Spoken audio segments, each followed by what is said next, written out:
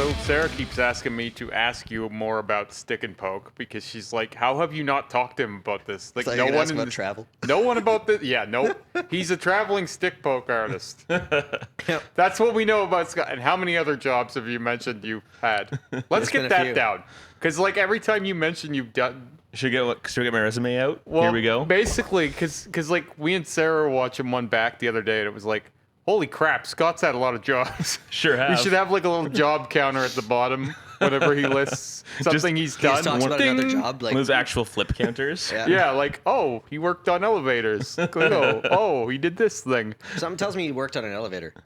Oh, for sure, yeah. Yeah, see? Yeah. I knew it. Electrician? Absolutely. Yeah, he dealt No, with so I didn't elevators. actually work on elevators as an electrician. The rest of my family. You were one of those guys that picked the floor for them. Good evening, sir. What is your floor? And then the chicken catching when he was, what, 11? Oh, yeah, I did that. started young, but Yeah, throughout yeah. my teen years. It's just like, wow, I did It's that. really more of a hobby. Yeah, it's a passion project. It's just kill chickens for fun. You can't call it a job if you love it. That's right. Didn't work a day in my life. A wise man once said, never make the thing you love what you do for a living. Right, Yeah. right. Then it Who becomes was that work. wise man? I'm not sure who I think that it wise was man was. Jer. Yeah, Yeah, just Whoever it was, he loved catching chickens. sure did. he was all And about then cutting their heads off? Sure. I think that's the wrong thing to say in the first 5 it. minutes. Celebratory. Yeah. So anyway, the stick and poke. Sarah's like, how have you not talked to Scott more about stick and poke? So stick and poke is the most natural and beautiful way to get a tattoo in my books. It's just very tedious. Yeah. That's probably the best way to describe it, because a stick and poke can come out so clean and so nice, and it feels like the most organic way to make marks on your body permanently. I fell in love with it the second I started trying it. I've got a little mark on my foot here that was the first time I ever put ink in skin was this little mark on my foot, and from day one I was like, well, I'm gonna keep doing that. Yeah. Yeah, it feels natural, it feels good, it feels, I don't know, maybe this is me having done too many mushrooms in my life, but I feel like putting ink into skin one poke at a time makes me feel kind of like evolving Homo sapien, you know? Mm-hmm. There's a bit of I feel a lot of cultural, traditional significance to it. And it's very organic. Nowadays we're using high tech, we're moving super rapidly with super precision needles. Yeah. When you're sitting there one poke at a time putting ink into someone's skin, it feels very right. So do you do any of it still? I haven't in a little over a year, Yeah. probably. But I actually just yesterday I tattooed my most recent stick and poke victim, we'll say. Victim, sure. So I probably a year and a half ago I did a nice little stick and poke on her, and I think I still have the skills because Yeah. that one turned out great. Yeah. So How do you feel it ages compared to like a standard tattoo done Fantastic. today? Yeah, better. yeah, Or- done right, totally fine. No, I wouldn't say better. No? Because I mean, done right, a machine tattoo is going to be in the right part of the skin, done correctly. It should not be any better or worse quality wise. True. I've heard from various people Mm-hmm. that I know that have some tricky spots done that I also have done. Yeah. That are like, you got to stick and poke that. Right, Because it'll right. stay better. Yeah, if you're trying to get inside your finger here, Yeah. you're gonna have much more success with stick and poke. If you're trying to work in the ditch, for example, if you've got an artist that's trying to cover some ground today and they're rushing through your ditch, yeah, chances are that tattoo is gonna be worse in 5 years than a stick and poke artist who's gonna slow down and spend 4 hours in that ditch. Mm-hmm. But now you're committing to 4 hours in your ditch. Yeah. 4 So- hours in your ditch isn't a great time. No, so there's pros and cons. That being said, I think that area, because like I bought into the arm ditch thing early on, Yeah. like because everyone talks about it, right? But like I've had it done so many times since, and I don't think it's that I've leveled up or I'm some tough guy now Yeah. or so. I just think that like it's one of those spots that isn't actually as bad as it's said. You just think so much about it. That's It's right. in that anticipation, it almost like it sweetens the meat. You know what I mean? Like it's like, oh, I think it's also just such a different feeling. Mm-hmm. Like the whole arm has its own vibe in different spots, but like oh yeah, the arm is The- multiple different feelings. Sure. and like the ditch is unique. Well, there's a You know what I mean? vulnerable Like feeling there's this. there. Yes, that's I think it's like this like. That's I don't inside even the know wrist. if it's that. That's in the neck. Yeah, I don't even know if it's that much more painful, but the vulnerability feeling Yeah. in it is weird. I think And on that's the what gets people about armpits, maybe too. It's because it's Yeah. always guarded. I Yeah. think that's what everybody thinks it's gonna be. Yeah. And especially as you lead up to it, like once you get close to the pit, it gets pretty tender. See, like I'll give you that. Like it's in here is more painful than actually in the pit. Yeah. Because there's like so much weird, tough muscle in And there. I think that's why people get like shy away from it because like if they're doing an inner arm, inner bicep as you go up towards the pit, that's gonna be the worst part of it.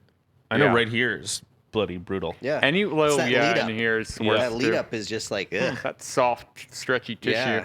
And soft, it's stretchy bad tissue. for the artists too, right? Like you guys have that skin inflames so much. Oh man, especially if anyone has, and this will even happen on very normal body shaped guys and gals. Like I know guys that are What's normal body Oh, shape? oh, Scott. Whoa, you body people that are- shaming. I've tattooed people that are super fit.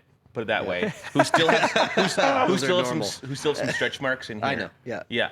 And those stretch marks Yeah, will stretch marks. turn into tiny mountains in here, and all of a sudden you're trying to work back into that space. Yeah. And the first marks you made are now they're inflamed around them, but some of the marks you made are still in pockets. Yeah. And now Yeah. there's no way to get a smooth tone or a smooth progression there. You're not Well, going a to get stretch it. mark's a weird one, right? Because it has no top layer of skin in the mark. Exactly. Because like when the skin, it's separated in the top layer, but the bottom layer is exposed, kind of like with like a scar or whatever. So ink goes into it easier. That's why you're not supposed to put a line across it because like you're gonna blow it out really quickly. Yeah, yeah. But Yeah, I've definitely had liners over stretch Yeah. marks. But like that top layer of skin protects from that kind of concussive force of the needle hitting the skin more. So I think that like any stretch mark, any scar, that kind of thing, they're gonna like fucking inflame and be really aggressive right away. Yep. It makes it a bit of a nightmare. Yeah, I've had I had stretch marks all through here because I was quite a bit bigger when I was younger. I was about 245 pounds, and I lost 90 pounds in about 8 months. That's aggressive. The first, It's Jeremy, man.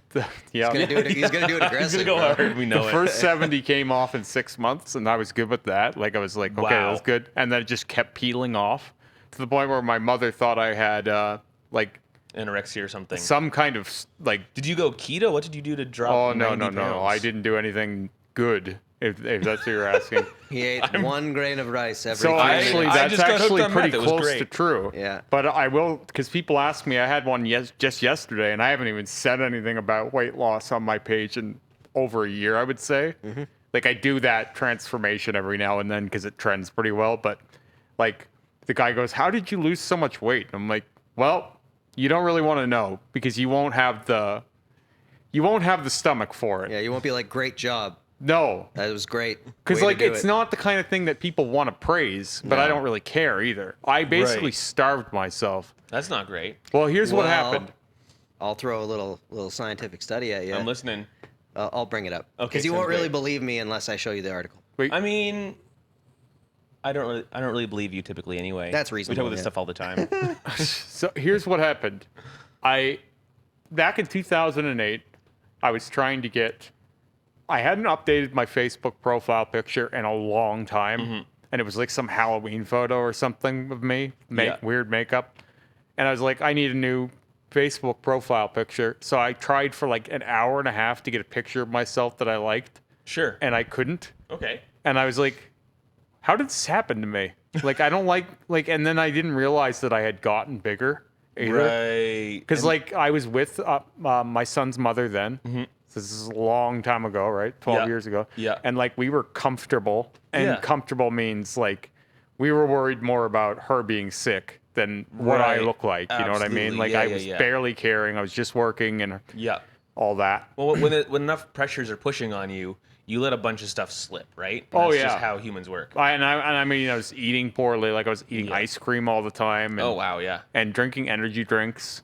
But like cardio, I was still able to go real hard all day. I was just fluffy. Yeah. So like anyway, I'm trying to get this picture and I'm just like, how did this happen to me? And no one told me. Like, no one said, because it happened fast. Yeah. Like, I was like, I think like 180 when I was like 18. Sure. And then by the time I'm like 20, 21, I'm like 240 somehow. And nobody said anything. Nobody noticed. And I never got new clothes. They just grew with me, What? which is strange. No. Though they did. I never went like, oh, it's time to get a bigger pair of pants. Oh, I need to get the bigger shirt. I just kind of Really? was able to wear it still. Like, it just kind of like all got tight. I think it was like I was like the Michelin Man, you know, like No where kidding. they pump him up with hot air and he's. But all Picture my you wearing clothes. only stretchy pants. Well, no, it was weird because like everything would just kind of like expanded. It felt like. I don't know what it is, but Actually, this happens working in the trades when you see guys that wear, you know, those like Carhartt pants that come up and have bibs. yeah. So there's not really a specific waistline. So those guys will complain with it all the time, where they're like, I gained 40 pounds and didn't notice because they have no belt, no waistline in their everyday pants. Sure. So they don't have to buy new clothes. Their clothes just keep fitting. And suddenly they gain a bunch of weight. Well, how it ended up happening is I was again trying to get that picture and I couldn't. And I was like, this isn't me. Yeah. Like, this isn't me. No. I don't identify with the person in this picture. This, whatever the hell this is, that I realized all at once, I had kind of started, and because like gaining 60 pounds in a few years is not, I'm going to be this weight forever. It's, I'm going to be much larger soon, right? That's not stable. That's exponential growth. That's, if I do that every year of my life, Yeah. I will be obese and unable to move. Well, 150 to 240, you put on over 50% of your body weight, Yeah. right, in a period of years. Right. It was like, this has to stop. And it, for me, it was like, it had to be a hard change because I was like, hearing these stories about these people who are like, I lost 2 pounds this month. I'm like, no, I'm not losing 2 pounds this month. I lost 32 pounds the first month. Pound a day. It was extraordinary. Yeah. I didn't change a whole lot about my fitness. I just didn't eat at all for days. I ate a piece of flax bread at work on the 4th day, the first day after I started this, and I stopped drinking all calories, no pop, no So more when I ice asked cream. if you went into keto, the answer is yes. You were totally in keto by day 4. Not necessarily. No? Okay, my science is bad on that. So no calories anymore. No more energy drinks. I haven't had one since. Yep. It's been what, Yeah, get 12 years? energy drinks can get out of here. Well, I was drinking them nonstop. Like I would be laying on the couch, just drinking one, hanging out, like watching movies. Just like, this is a tasty drink, right? I wasn't even using it for the intended purpose anymore. It was just like, this tastes good. I want to be happy. You're better off Right. you're better off Mouth with vitamin pleasure. B and a tea, you know? So then I just started drinking green tea nonstop, and I Yeah. hated it. I couldn't stand green tea at first, Huh. but now I love it. Yeah, I'm drinking green tea right now. Well, I mean, it's all I drink other than the one time a week I have black coffee is here now. It's a celebratory podcast coffee. Well, and then in 2012, I started drinking chamomile tea too. Nice. I love chamomile tea. Yeah. I drink it at night. Yeah. I stop great. drinking green tea at 6 p.m. and go to chamomile. Where I grew up, a lot of wild chamomile grew, so I would actually go out picking it and then make fresh chamomile I want tea. to see what Kevin's got because yeah, There right. was this guy who it was back in the 60s.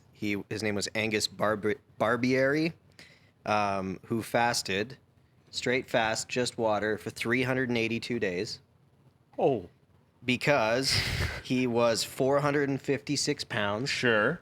And after the 382 days, he weighed an ideal weight of 180 pounds and has maintained it since. well, It was with doctor supervision. They would give him minerals and water. Yeah, Minerals, you need vitamins, the and micros, water. Yeah, right? that was can, the big thing. You can hand the fat could be macros, Yeah, macros, right? but not they could be macros. They can be mackerel. I'll just eat some They mackerel. can be macros, but they can never be micros, Yeah. right? So you're gonna still need to get your D's and zincs and Yeah. all that stuff. So that was the study I was referring to. But yeah, So- 382 days for That's incredible. 200 that, and something. I know that can't was even possible. imagine that would be possible. But I will tell you, my experience was strange. Like, Yeah. I feel like it became meditative to me, and it was like stretching my will in ways I'd never experienced because there were times when all I could think about was food, And then there were other times when it disgusted me to even think about eating. Were you tattooed at that point? Only very slightly. Because my guess is the similar willpower resistance feeling that you would have from that kind of starving yourself vibe. Yeah. You could probably have a similar kind of willpower test in tattooing. Oh, yeah. You know what I Yeah, mean? I love all forms of that. Yeah, yeah. But- You're a resistance trainer. Like I was telling someone the other day, like they're like, how do you even stretch like this one? Because this is like I've never seen anyone in the world with a bigger helix piercing than me. I forget how it came up. Oh, I was tattooing a friend yesterday, and I showed her our podcast. Yeah. And that was the first thing she noticed when we popped up on the screen was, is his cartilage stretched? Referring to that one up here. Yeah, this is probably the biggest helix piercing in the entire world. How big is Really? it? It is 23 millimeters. Okay, well, we should probably submit you to the Guinness Book of World Records. Is that right? I think we should. Just saying. Yeah, I don't think there's anyone. I've never seen anyone in the body mod community that has a bigger helix piercing than me. Huh. I know people, quite a few people with bigger septums than me. And now the term helix piercing, that's referring to this portion of the ear specifically. Yeah, I'm now working on my forward helix right here. Woo!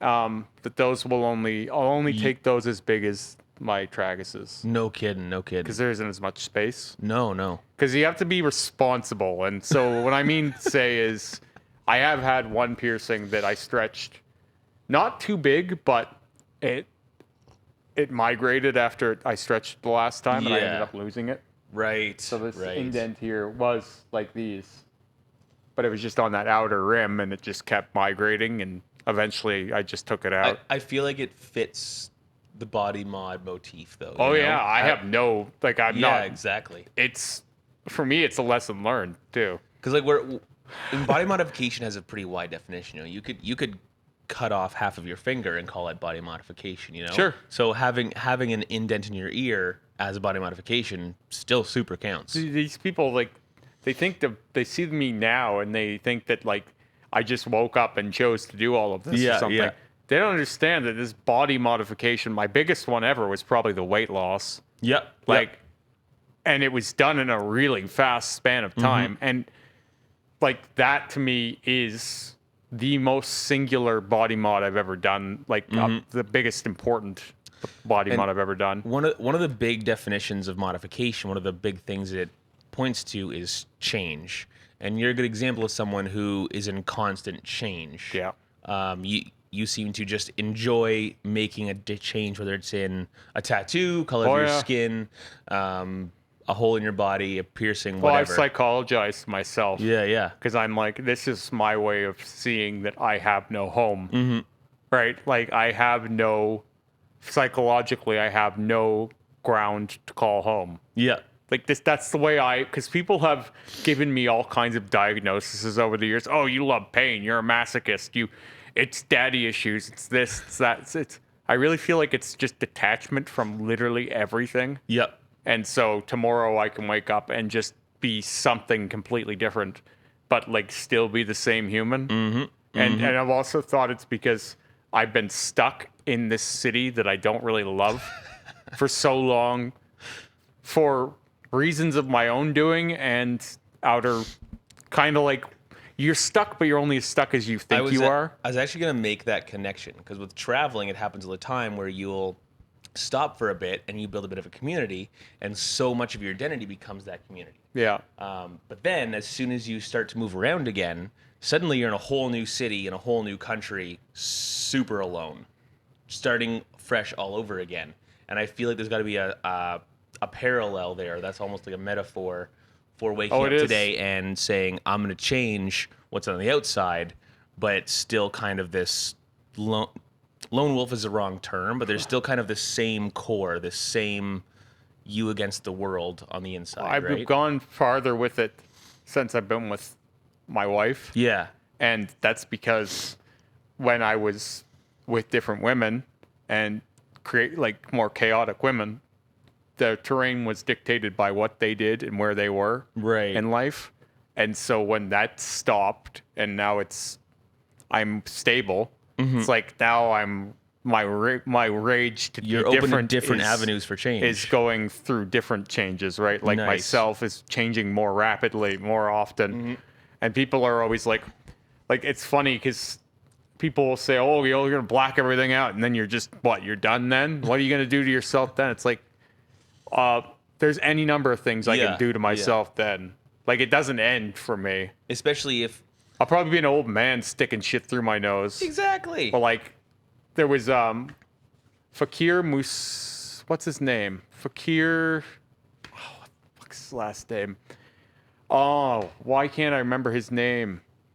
You got to Google his name for me because we could have a whole conversation about this guy. He just Mustafa? died recently, and he Kim was Musafar? yeah, he was practicing body modification all the way up until he died.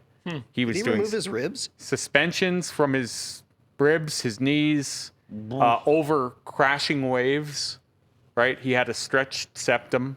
He would wear like huge tribal tusks through. Wow. He ran a course at the APP, and then later it was carried on by other APP instructors, the Fakir Intensives, What's APP stand for? the Association of Professional Piercers. Oh, wicked. Yeah.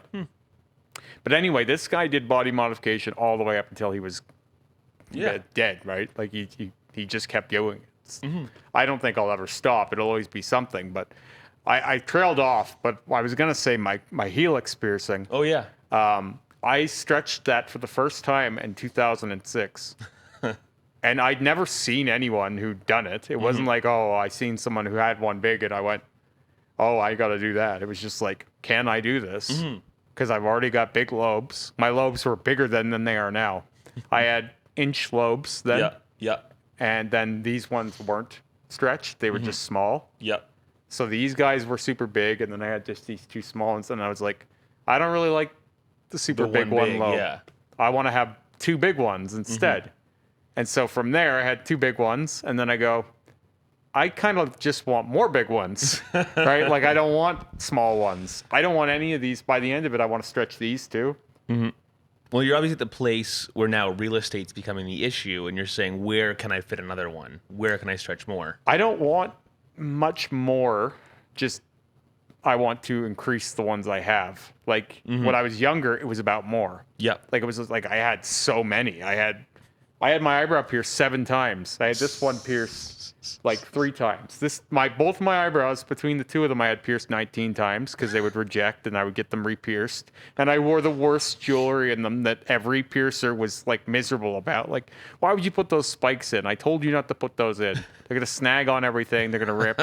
And I just didn't care. It was like You're like, I need spikes. I liked the aesthetic of the spikes then. That's fair. Like I had like the big long spikes in my lip. Yep. Like giant spikes in my nose, tusks in my bridge. Like that was what my piercings were when I was younger. And now it's like it's become less about the look and more about like the experience of it. Yeah, yeah. All right. And just seeing where I can go with it. And now I'm at the point where this is done because I can't. The last time I stretched it, it's just now finally without complications. Like it's really? it's finally a perfect circle now. Huh. Because it's been kind of like a weird oval thing. That's kind of funny. From this angle, like I've obviously sat here speaking to you lots at this angle. I've always thought it was still an oval. It wasn't until just now that I saw it was a circle. It's finally now accepted to stretch fully. Yeah, I was gonna say like a week or two ago it was an oval. Yeah. Crazy. So it's been how long ago? Episode 15 I was telling you about. I had just finally stretched it Yep. again. So It was that pretty swollen. this is like gonna be episode 23. Yeah. So that's over 2 months. Yeah. So now getting to that stage where it's taking me months to heal things, and when I say heal things, I mean changing jewelry, taking it out when it's too swollen, knowing like I need the right jewelry for it to have enough width so that it can swell because it always swells, and then sleeping on. Being able to sleep on it and stuff like that. I Like, never thought of that. like man. it's a whole Such a lifestyle. labor. Yeah. And like I never talk about it. No kidding. I don't even Do talk you- about it to Sarah. It's like my burden to bear. You have a suffer in silence motto around it. Well, it's partially because like it's self-imposed, Yeah. and also because like I think of it as just my life. This is what I have to do. And I don't have to, but like I talked about this on episode 21, the one that just went up, about how like some people are just wired a certain way. Like, should I get my tattoos paid for by the government because I keep getting them? Right when I said that, it's obvious that Still there's would be stoked on that, though. something internally Come on, happening baby. in me that is propelling me to keep doing this stuff, right? Yeah. So I don't have any right to complain about it. It's just like, it's like if someone's lived with a sickness their whole life and they're just used to it. That's kind of what I feel like about this stuff. So that would be like, if you're living with a sickness, that's not your choice, though. So No. do you think this is something that you biologically Well, are wired to do? So what I said again on that last Yeah. podcast, I'm not exactly sure how much free will any one person has access to. I agree. Ooh. Now I think Now we're to that the bedrock of the subject. Woo! I think that we have a certain amount that we can access sometimes. Yeah, certain amount But of like- the code. There's some program running in me, clearly. We're still a bag of electric meat. Yeah. Oh, I love that. Yeah, And, like- we're still just making decisions based on our neurochemical mixture that day. You can we're see receiving this, signals and though, making calculations. Because I've reached two ends to my tattoo bodysuit. yeah. And then it's like the next week I'm in for more. It's like, aren't you done? I don't want to be done. Why don't you want to be done? Most people are happy when they're done. Like I always get people who are like, I do love getting tattooed, but I can't wait to be finished. And I'm Yeah. like, Ben, I really have no desire to be done ever. So can I tattoo the bottom of your feet? I mean, see, you could. Yes, take some time off work, I'd have to take time off Oh. work. And the other which might part, be coming to us all very shortly. yeah. See, if I I'll get, get 3 more if months I get laid off. off again, sure. But like the thing about things like that is, it's like, yeah, I do need to work. Yeah, working's pretty I don't pretty care key. about the pain part of it. We'll get you one of those knee wheelie stools thing, so you can keep your foot up and just kind of wheel around. That's great in kitchens. yeah, Yeah. Yeah. no problems. My experience in kitchens is that the average walk space is about the small. length of your shin bone. So that might be tough, but Yep. I like to think where there's a will, there's a way. We'll tattoo the bottom of your feet. Maybe stick and poke. One little bit at a time. We'll just do a dot a week. Yeah, every time you're in here getting tattooed by Ricky, Well- I'll just bust out a needle, come to the same setup, dip in the same black ink, dip the bottom of your foot a little bit. I was trying to actually figure not out a bad how idea. I was ever going That's to actually get. not a bad Well, idea. we wouldn't go close together. We'd Yeah. do dot space, dot space, Yeah. dot space, dot space, and build a grid so that it's basically not going to have to heal at all. I think that's great. That could work. Yeah. Well, when I was thinking about how He's I like, was ever hold going on. to. No. Because that's actually a really good idea. That's Yeah. something I thought about. Is when I was thinking about how I was ever going to do these right fingers. It was like, if I had that much trouble with my left fingers, Yeah. and my right hand is my dominant hand, Yeah. I don't know how the hell I'm ever going to do this and work. Yeah. So I was like, do I get Rick to do like half a finger Well, I each mean, time? like, have you seen that Luke Ashley guy on Yeah. Instagram? Yeah. Like, I think that's the way he does it, but he does it with a machine. Right. He does a dot at a time and connects them. I think. And his stuff looks clean. Well, ideally, you'd be doing less damage to the area, and so it would heal better. That's right. Right. Well, and I think like because how many you have to go deep, right, with a palm, Yeah. and yeah. like that's probably easier to control the feel of with a stick and poke. No, I think the palm. it's too aggressive. I don't know, man. My palm healed great. Yeah. Yeah. it One did. time. I don't That's know great. I don't know what it is or why, but Just Lee was feeling it that day. He was like, "Yeah, let's Yeah. do this." And he I think wasn't nailed though. it. He I wasn't know sure he it would wasn't. work. I know. That's because like everybody who tattoos a palm, they're like, "Well, whatever, it'll fall out." That's like every palm I've seen done is like, "Yeah, whatever, it's probably gonna be gone soon." It's over 2 years old and it hasn't lost anything. Yeah, I know. It's crazy. You only had like a little spread on a couple of spots, and that's Yeah. it. It's maybe even darker than it was somehow. I don't even understand it. It's like perfect. Yeah. And people That's don't your believe moon it. They're hand like, how like many that. times has that been done? I'm like, once. It's one of the only parts of me that's only been done once. That's true. I got told that story about the spawn on my inner bicep this morning. Yeah. That was a cover up then, and it was worked on 2 or 3 more times, and it's been blacked out a million times because it kept coming back. It's finally gone. Man, I haven't even finished like I've only finished one arm. Like I'm finished crab. I so have to catch up. I finished one lower leg. Yeah, That's where, here we are. that's pretty much it. But at the same time, that's like what you have 100 hours on your legs easily. Oh, probably closer to 2. 2, yeah. Yeah. Yeah, I people don't have that understand much time on me. how You're a much. fast artist, like Yeah. a smart person. Yeah, I realized that a little while ago. I was like, oh, I'm under 100 hours easy.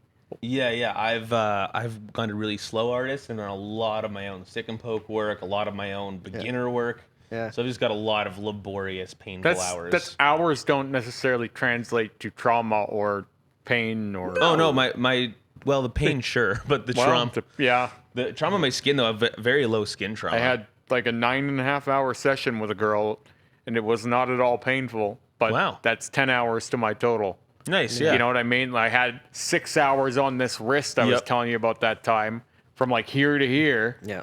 And it was just like, it melted off. Well, but like, I had so many sessions like that. Yeah. I've got 5 characters, 3 Rick and Morty characters and 2 Adventure Time characters. I did stick and poke my first year in Cambodia, and I probably put somewhere around 40, 50 hours into those 5 characters. Yeah. Yeah, just because an outline for one is a 3-hour set. No, I had those guys Yeah. on my ankles, and they were 4.5 hours. Yeah, They're yeah. this freaking big. Yep. And that's one of the things that like people will look at me and they're like, "Oh, it's just all black." I'm like, I've had just about every style of tattoos done on me. Yeah. Like to some degree.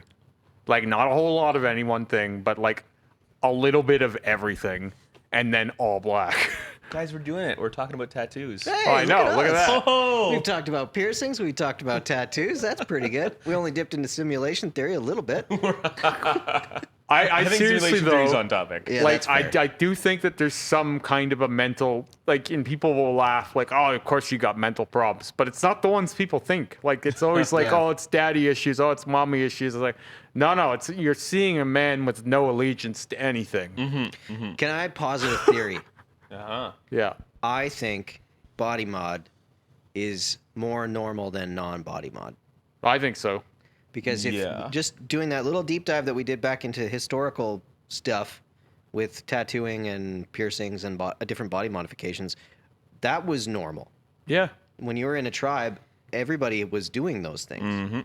It's actually weirder for us to be in this weird like state of kind of relearning body modification almost Well, as a because culture. we're coming from a culture of Puritanism in a weird way. Yeah, Right? yeah. Well, like that everyone whole, got pushed in their box so much. Yeah, that whole like Seventh-day Adventist version of changing our society is real weird.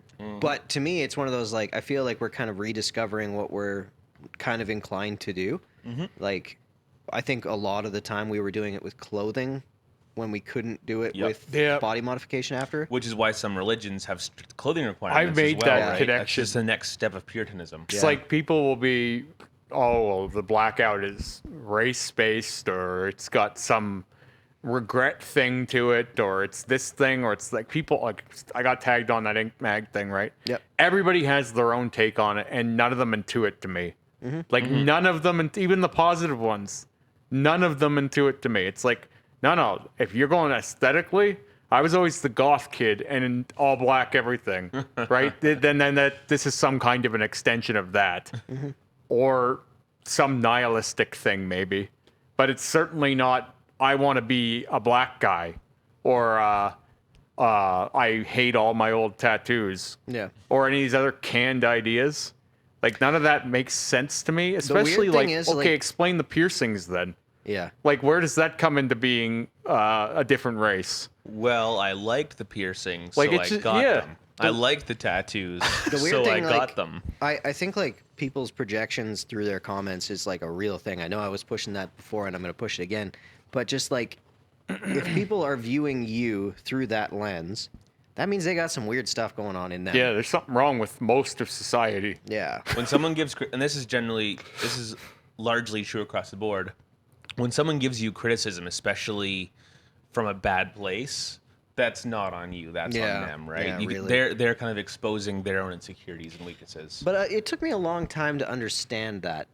Well, Like- and to not take it personally Yeah. when that's in the moment. Because in the moment, it's so natural for us to become defensive and emotional in response to their criticism, negativity, etc. Did you have that, like, because me growing up religious, Yep. I felt like anytime somebody had that kind of disagreements with me or something like that, that it was like I was bad. A Like I little was bit. a negative thing. I've rarely been the I'm bad, I'm not okay guy. But there, in religion, you're not encouraged to not take it personally. You Right. know, because religion is not about accepting psychological science. Religion is about saying, oh, if there's a problem here, you need to Pray change harder. yourself. Yeah, Do you need something. you need to change. You need to fix it. You need to be better. You need to do better. Yeah. Because if this guy has a problem with you, then you're not being good enough for God. You Right. know, there's kind Yeah. of that connection. Well, it's this idea of like if there's any negativity, it's your fault. Yeah, Because like exactly. because it can't be anything else. That there's nothing else in the equation. Uh-huh. You know what I mean? Exactly. I've had association leveled against me where it's satanic. Obviously, I've had that because I'm messing with God's design. Or people will sometimes, in positive and negative ways, assign me a God complex, right? Which I could maybe own that, depending on which way you want to phrase it, right? Everything about me, I feel like I have a level of control over, which isn't what people want, I guess. Well, so there's I think that we all have lack of control over one thing, which is the fact that we're going to die. Yeah. And I think like a lot of people have to ascribe someone else has control over that, right?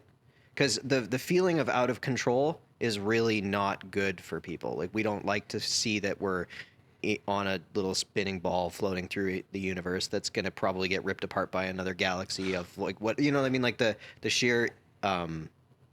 sheer lack of control that we actually have over the greater version of this. So it's like that lack of that view of the lack of control that we have over that aspect of us has to, I feel like we have to project that onto something that must have control over that, because we don't like the idea of random chaos. Because Even though accepting it would be better for us. oh man, so much better. Oh, yeah. But instead, we're trying so hard to control it and seek to understand something Yeah. that very likely is just chaos. The minute that I became cool with that idea Life was got like so the much biggest better. relief Yep. I've ever felt. Yep. As soon as it was like, oh okay, it's possible that we got nothing on it. I still have moments where, oh, this is chaos and it's scary. Yeah. I have those moments for sure. But then I take a minute, accept what's going on, take a good hard look at it, and suddenly I see the beauty Yeah. in it being chaos, in it being allowed to not mean anything and everything. Yeah. You know, Well, I mean, it's going to mean what you want it to mean. that's right? exactly. And suddenly it's pick your adventure. But at the same time, it's only going to mean that for the next however long, right? And that's the eventually, beauty.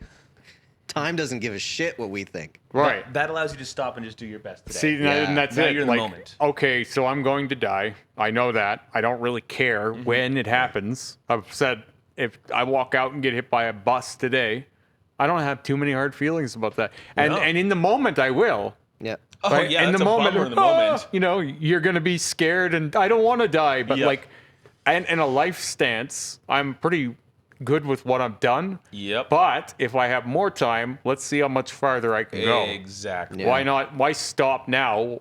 Where some people would go, that's enough. Why should I ever say that's enough? I used to spend a lot of time super scared of serious injury. Like imagine getting paralyzed. You know, I'm a very Yeah. active guy. I care a lot about whether it's my tattooing or my trades work or snowboarding or mountain biking or festivals or whatever. I'm really attached to my mobility, really attached to bodily function, let's say. So you spend a lot of time scared of that. But then I started to get to the point where I'm accepting that life has been good for me so far, most of the time. And I just do my best, and I'm grateful for the time I've had. And if I was to get paralyzed, no, I'm not going to look for a way out. I'm not going to look to end that. I'm going to just continue to keep enjoying it as well as I can and get the most from that experience if the time comes. Yeah. Because why would I spend time now being worried or feeling anxious over something that may not happen? It most likely won't happen. Exactly. Yeah. Right. The statistics are The thing that we fear is often the least likely thing to happen. the thing that takes most of our time and energy. Mental real are estate. things that are worst case scenarios, and chances are, even if something bad happens, it's not going to be anywhere near there, right? Well, our brain is really good at making things worse than they are. We're good at seeing patterns, and we're good at trying to see what's going to go wrong and avoiding it. Yeah. But that will also drive us mad. You'll also avoid many things that would have gone right. That's the trick. So it's a tool. Yeah. So I want to go all the way back to the weight loss thing. Yep. Because Heck yeah. we really tailed away from that. And there's quite a bit more. When I was doing that extreme, I was living alone because my son's mother and I had split up. Just so the stress may have added to this, and also the urgency of this way I might not be able to find another partner. Fair. Right? Because it wasn't like I was ugly or whatever, but like I didn't feel top. Yeah, And yeah. now I'm alone, and Well, in that there's some moment- biological imperative there to shape up. Yep. Well, and Well, if you you get that revenge body thing almost. Yeah, Like, I did. That's like a common thread. I where did, It's like, I've yeah. got to make myself bangable again. And I did, and like it was even more necessary to get there because of that. But like I don't even know if I understood that consciously at the time. Yeah, But like probably not. you like reverse engineer yourself, and you're like, oh, I was doing this. So like I did 32 pounds in the first month, and like 30 pounds the second month, and then there was like a slow trickle the rest of it. But like people That's would freaky. see me because I was working overnight, so I didn't see people very often. They would see me like a week or two later and be like, are you okay? Yeah. Are you dying? It only usually happens when you have like terminal cancer. So Yeah, and I was, That's but I like was drastic pale change. and like I still had like neck fat, but like my body was like rail thin because my skin hadn't yeah, paced with my body, right? yeah.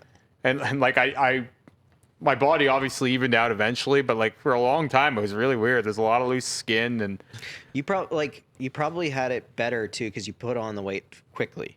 yeah, Like when you put on weight quickly and lose weight quickly, your body kind of it has a median point that it likes Yep. to go to. muscle memory. It's fat memory actually. Like Wow. it's by.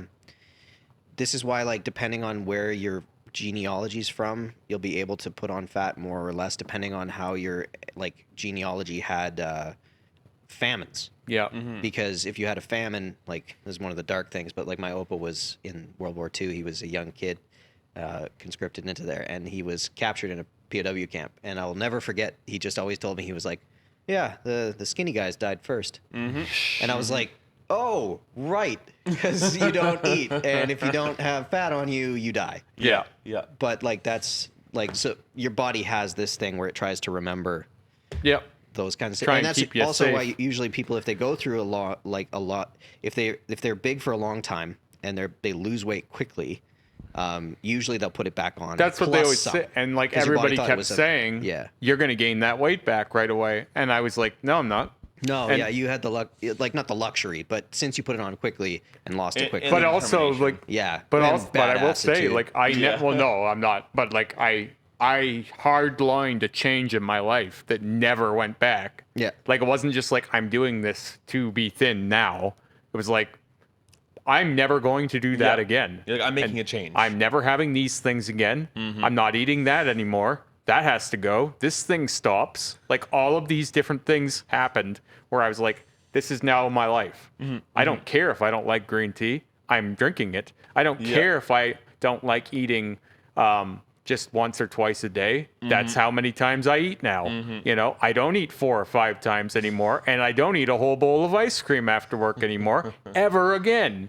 It wasn't a negotiation, it was Yep. a demand. It was Yep. like that is over now. And like I feel like people just don't put their foot down enough with stuff. They Well- don't just say no more. I feel that strongly, and I'm not just talking about dietary stuff. I'm talking about Oh, I've done a it with lot- all kinds. A lot of habits and lifestyle Yeah. things. There's a certain no. You made a promise to yourself. Stick to it. Yeah. And I'm one of those people that I'll make a promise to You myself. get and an I'll ego stick to it. boost when you do that though too, Yeah. because then you're like, I can do this with more stuff. I think 3 months ago I said I'm never vaping again, Yeah. and a vape hasn't touched my lips since. Hmm. And it feels bloody good. And you're cooler for it. That's right. That's right. Because vaping's the Because then worst. you're not vaping. Yeah, don't vape. Boys, Please don't don't vape. But like people give me shit when I tell them how I did it. They're like, oh well, that's not very healthy. I hope you don't tell other people to do that. I'm like, you know what? I don't care if it's healthy or not. I got results. You're not telling them to do it. You're sharing your experience. Yeah, I got the results I wanted. Yep. Yeah. You can struggle and lose 2 pounds a month if you want and be upset about it and whine about how diets don't work And for you. stretch it out for 3 years. And tell me about how you run every day and you're not losing any weight. You can tell me all of that stuff if you want and then shun my story, but I got the results I wanted.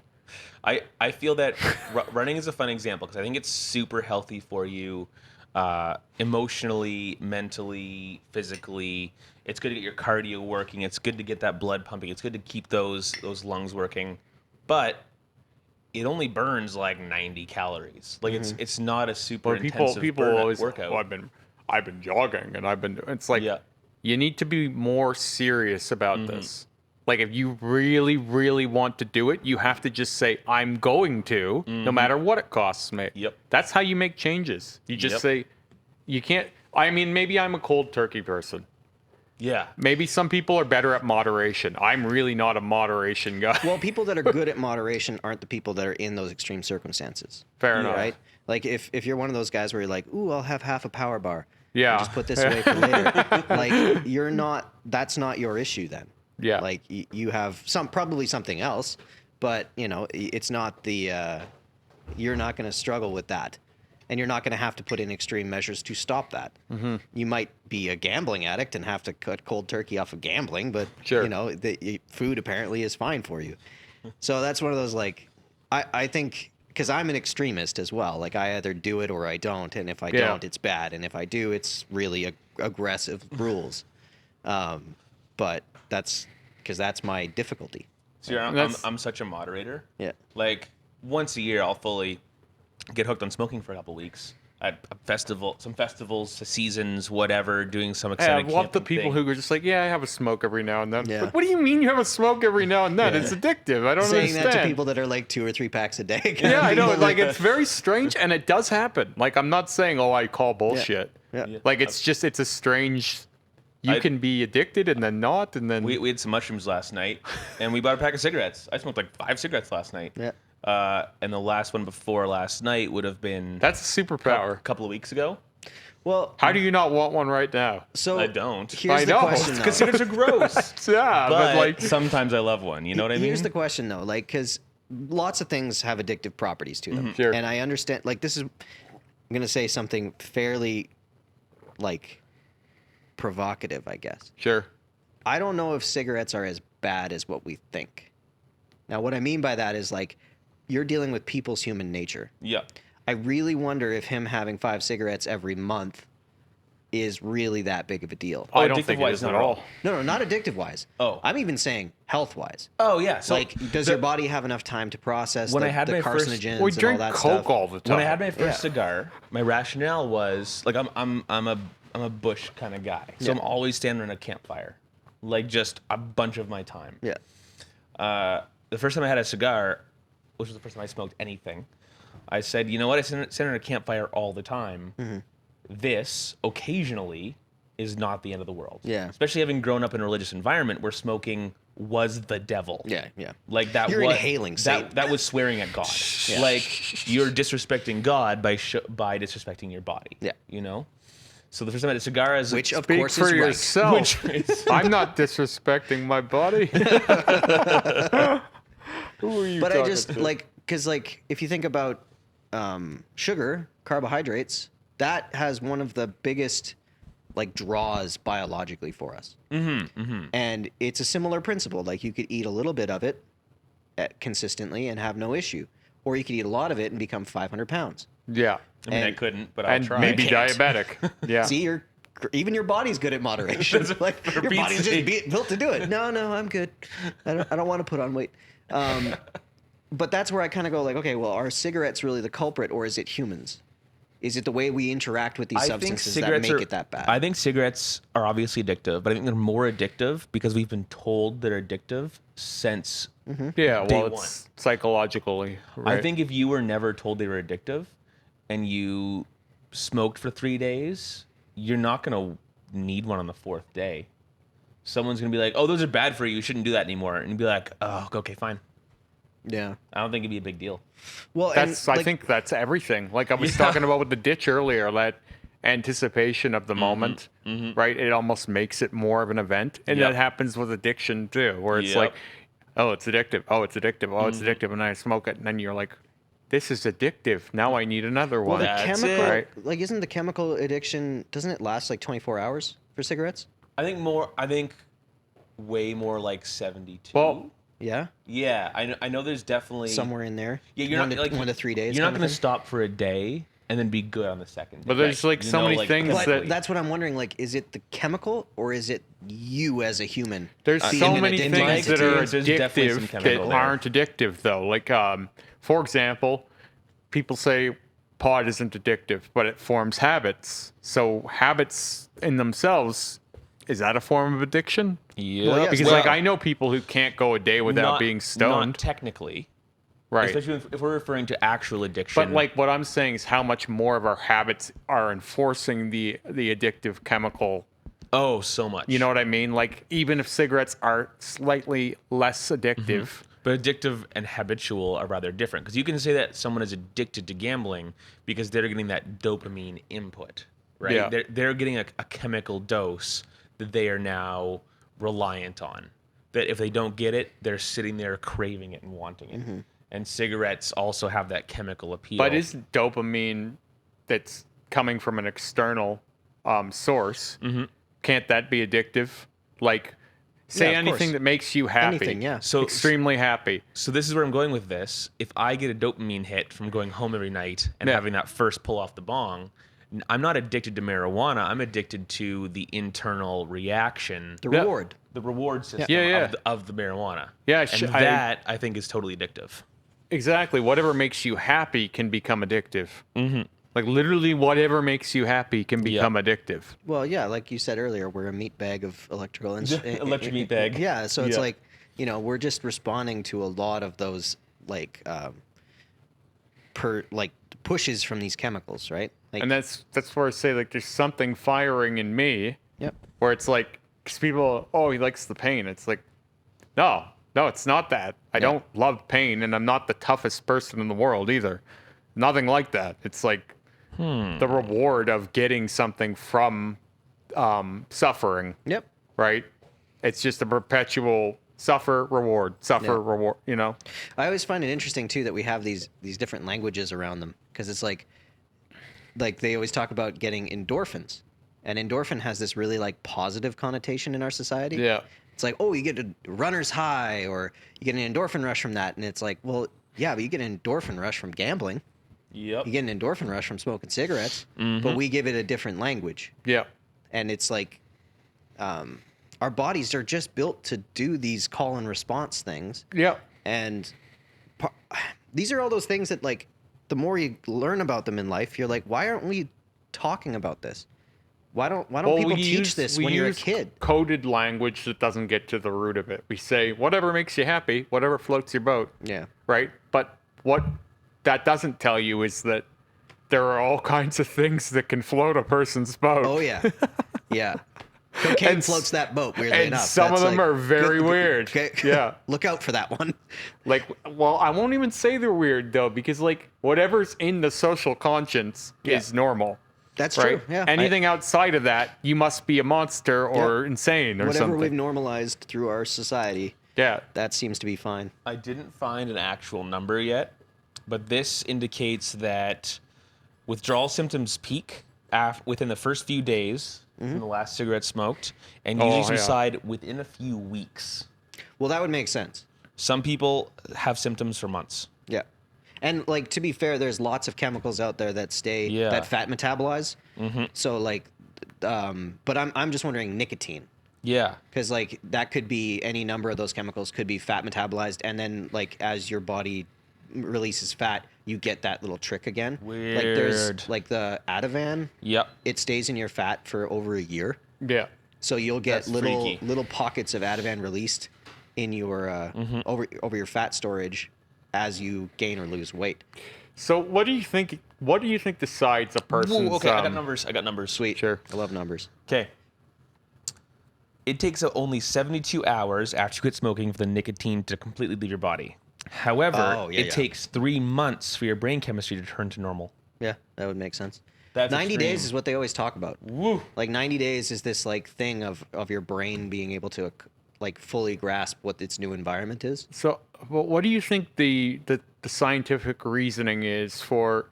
Because as I said, I don't think that we have much access over our will, and when we do, it's like maybe 5% of our life. I'll give you 5% of our life, and that comes down to pivotal moments where you consciously force yourself in a different direction, and maybe that's when you've accessed some will. What do you think decides who can put their foot down and decide I don't smoke anymore versus someone who can't do it? They can't stop drinking. They can't stop. I thought I had smoking. the answer here, but I guess it's a little bit tangential. It's a little bit off to the side in parallel. But I've done a little bit of woo-woo psychology reading. Yeah. And it's Little woo is not so bad. yeah, a little here and there is fun. It's fun to step back and get into those shoes sometimes. If you identify with yourself at times as saying, I am the consciousness that hears the thoughts of Scott Howe. I am the consciousness that sees and controls the body of Scott Howe. Then all of a sudden, you have taken a whole step back. You're the the writer of your story. Yeah, now you're giving your consciousness and your intention more control over what these monkey hands are just naturally doing. But don't all day. those monkey hands have their own biases and inflections? Yep. That you can't do anything with.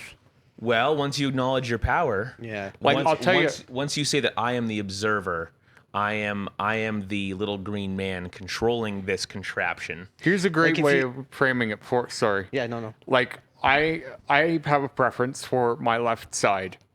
Just in photos, I like to pose on the left side more than the right side. But my right side does probably better than my left side with people. Why do I like one side over the other? Because Like, you see yourself in a mirror. but like, Ooh. Like that it's reversed. but like, so like if you can turn it around though, like my inflection doesn't necessarily make any difference on what the world thinks, right? So like I have my way of seeing things, and then that's my way of going, this is right, this is the good thing, right? Could it be and then connected to- all of my my ways of approaching life are from my this is good, this is how I should be, right?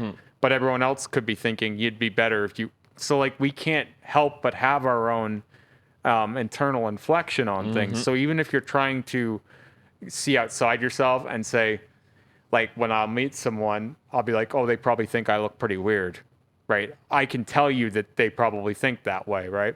I'm not alien to that thought, but like I still think I look normal for me. Like I can't do anything about that, even though I know that from an outside point of view, I look a different way to someone else.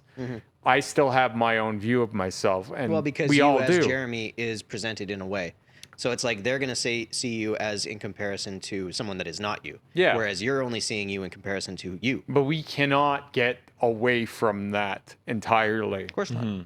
So, like what you're saying about writing your story and Yep. being in control of your human, Yep. right, from almost a distant place, like you're here and you're down, like Scott Yeah, is well- here and you're running Scott like I a don't think it's puppeteer. necessarily that you're trying to control it differently. I think it's just being able to. So, like, the way I'd liken it to is like you could be down by a stream, right? And you're like, oh man, this stream comes from this direction. And there's nothing I can do about that. I can't steer this stream.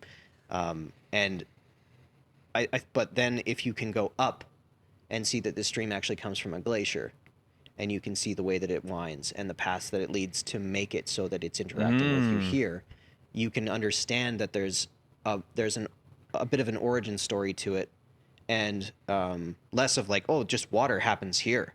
Right. You know what I mean? Like, right. Because so much of our reactions, especially for people that are in addiction, like if you're in a behavior that is, like, you're like, man, I can't understand why I keep doing this. That's one of the reasons they're having such great work with psychedelics, because it gives you the ability to see the glacier. Getting in that moment and acknowledging your power and your powerlessness at the same time allows you actually more control over your past and future perceptions. You know, it's weird how when you see someone frantically running around and stressed out and confused in their day, you're not seeing someone who's in the moment. You're seeing someone who's consumed by the moment. Yeah. Whereas if Oh, I someone's in see the it all the moment, time. they're standing back and looking at that river, and they're more able to perceive the future and the past. Yeah.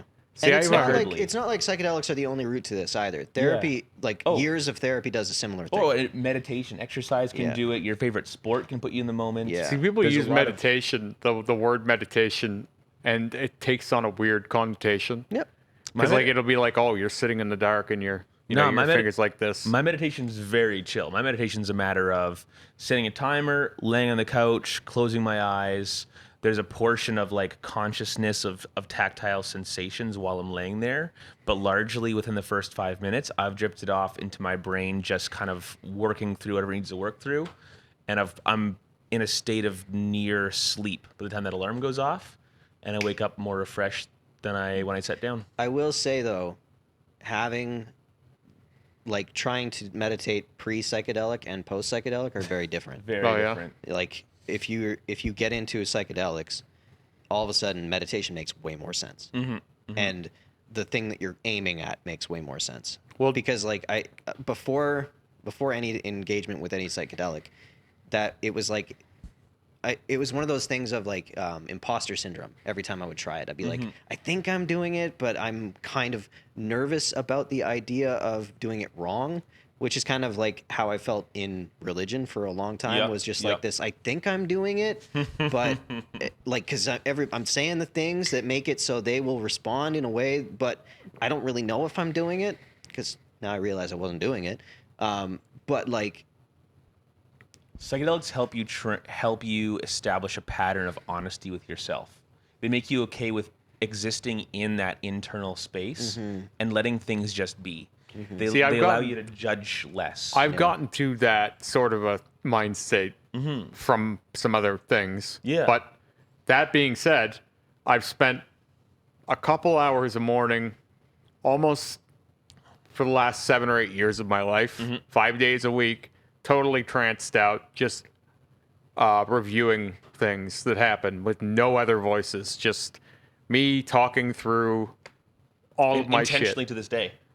Not intentionally. Okay. It's just when I used to open the store at work and I Yeah. would go in a couple hours early every day, I would have about 3 hour time block where I was alone and I would just be thinking nonstop. Just And during this time, you are kind of like I'm working, You're but working, but it's you're there's no part of me that has to think about any of what I'm wicked. doing. Yeah. And so it ends up being like trance-like, and you're just picking things apart. yeah, they call it active meditation. Yeah, Yeah, because you you get do it into while you drive too. yeah. The bet love like driving. the one that I've heard is the really good way of doing it if you can. Obviously you can't if you're using knives and shit. But you know that relaxing of your eyes where you look into the middle distance? yeah. That. If Like- you like just the stand unfocus. and unfocus and Yeah. let that be, and not literally use your eyes for anything. And like if you're a passenger in a car, you do that and allow yourself to see everything, because that's one thing that you have if you relax your eyes, your peripherals work. Like I can see both of you right now, but I'm staring technically at nothing, Yeah. and doing that while you're kind of Here's in that strange meditative one. state. And when you say peripherals, it sparks my mind to a comment I keep getting about my ears being stretched, and people going, since there's not much surface left to your ears, has it affected the way you hear? Because things would I almost asked that 45 vibrate minutes ago. differently off of them or whatever. Yep.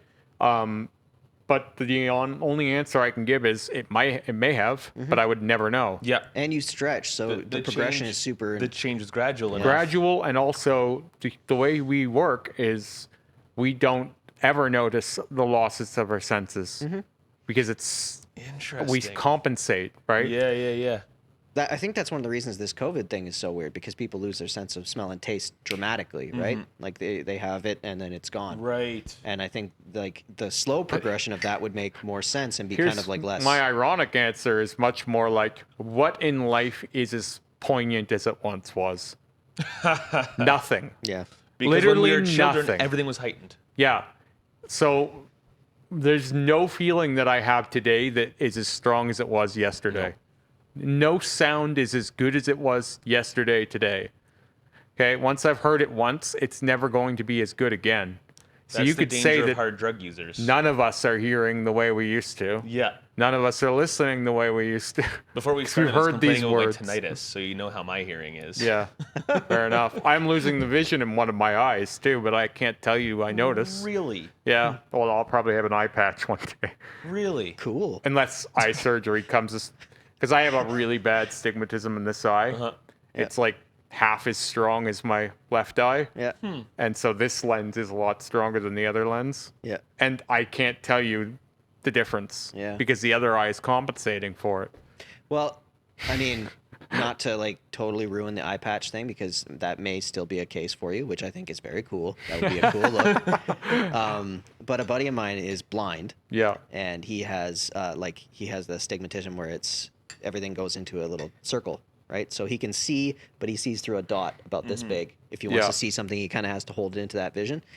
And he's been getting stem cell therapy in his eyes. Yeah. And he's gone from 12% vision up to, I think he's 38%. Yeah, now. buddy. Yeah, I hear that Yeah. there's definitely some progress there. Yeah, he's going to be like, if it works the way that they're hoping it will, I mean, he might be able to like drive. Forget all He's this never been able to lab-grown drive. human meat. Let's get some lab-grown stem cells.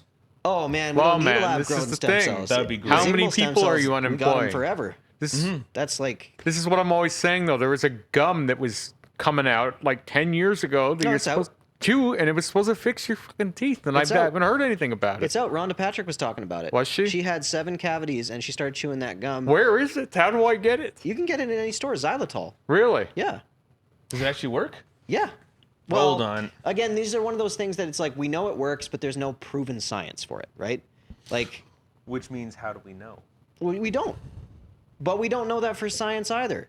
Sugar was a dietary replacement. How expensive is this gum? Like that was the thing you gave to your kids. No, it's normal gum. You just get it in the store.